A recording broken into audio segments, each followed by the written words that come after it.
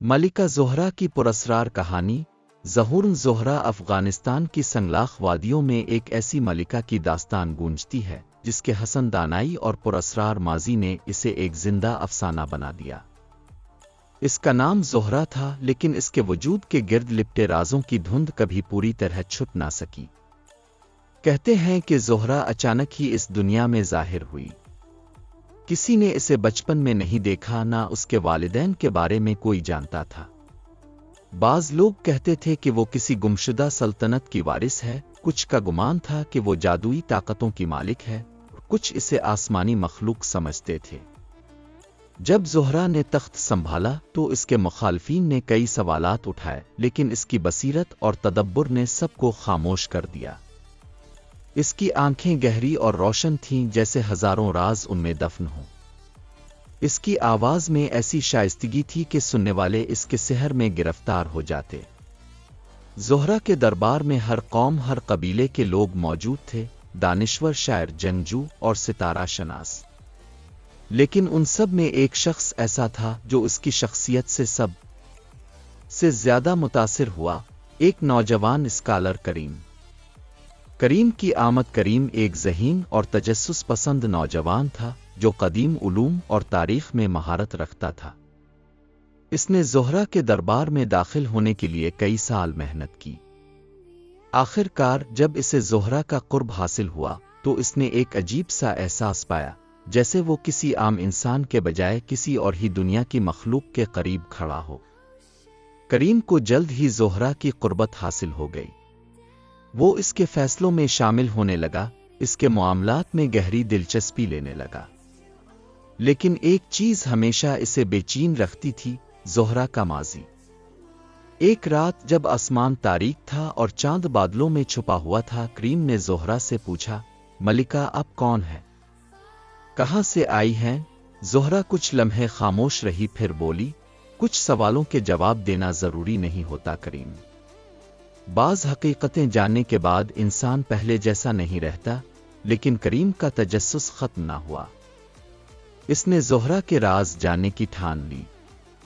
پوشیدہ حقیقتیں۔ کریم نے زہرہ کے دربار میں موجود قدیم کتابوں کی جانچ شروع کی۔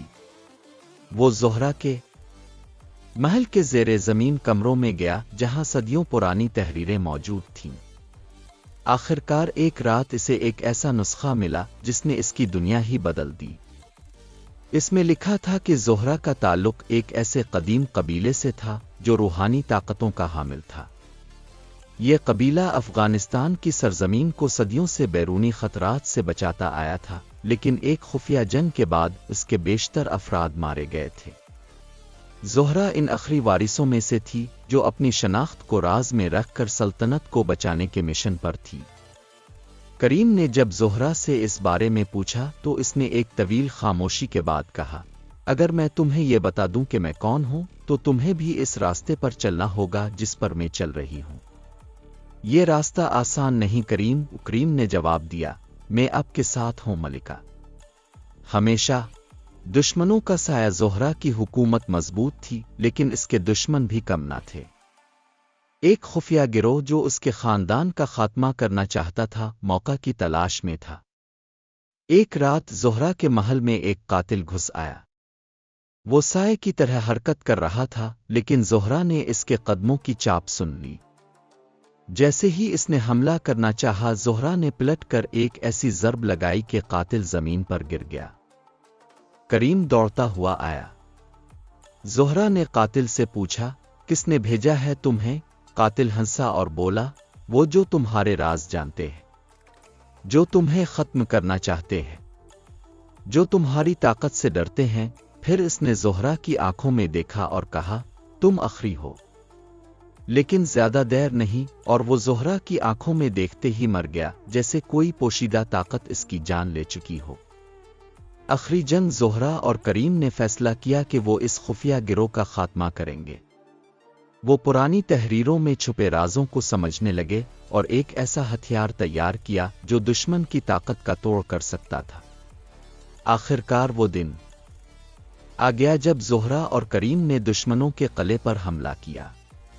یہ ایک خوفناک جنگ تھی۔ زہرہ کے سپاہی بہادری سے لڑے لیکن دشمن تعداد میں زیادہ تھے۔ عین اس وقت جب زہرہ کا محل جل رہا تھا اور دشمن قلعے کی فصیل توڑ چکے تھے، زہرہ نے اپنی آخری چال چلی۔ اس نے ایک قدیم منتر پڑھا اور ایک زوردار روشنی پورے میدان میں پھیل گئی۔ دشمنوں کی چیخیں بلند ہوئیں اور وہ زمین میں دفن ہونے لگے۔ جب روشنی ختم ہوئی تو صرف خاموشی باقی رہ گئی۔ زہرہ کھڑی تھی لیکن اس کی آنکھوں میں اب ایک عجیب سی چمک تھی، جیسے اس نے ایک بھاری قیمت چکائی ہو۔ کریم نے اس کی طرف دیکھا اور کہا، ہم نے جیت لیا ملکہ۔ زہرہ مسکرائی لیکن اس کی مسکراہٹ میں دکھ چھپا تھا۔ یہ جیت نہیں کریم، یہ قربانی ہے۔ افسانہ بننے کا وقت۔ زہرہ اس جنگ کے بعد زیادہ دیر زندہ نہ رہ سکی۔ کچھ کہتے ہیں کہ اس نے خود کو قربان کر دیا، کچھ کا معنی ہے کہ وہ کہیں روپوش ہو گئی، لیکن اس کی کہانی افغانستان کے لوگوں کے دلوں میں ہمیشہ زندہ رہی۔ کریم نے اس کے بعد اس کے نام کو زندہ رکھا اور اس کی سلطنت کو مضبوط بنایا، لیکن وہ ہمیشہ زہرہ کے آخری الفاظ یاد کرتا رہا، طاقت اور خوبصورتی وقتی ہیں لیکن قربانی اور انصاف ہمیشہ زندہ رہتے ہیں۔ اور یوں زہرہ ایک ملکہ سے بڑھ کر ایک افسانہ بن گئی، جس کی کہانی آج بھی افغانستان کی ہواؤں میں سرگوشیاں کرتی ہے۔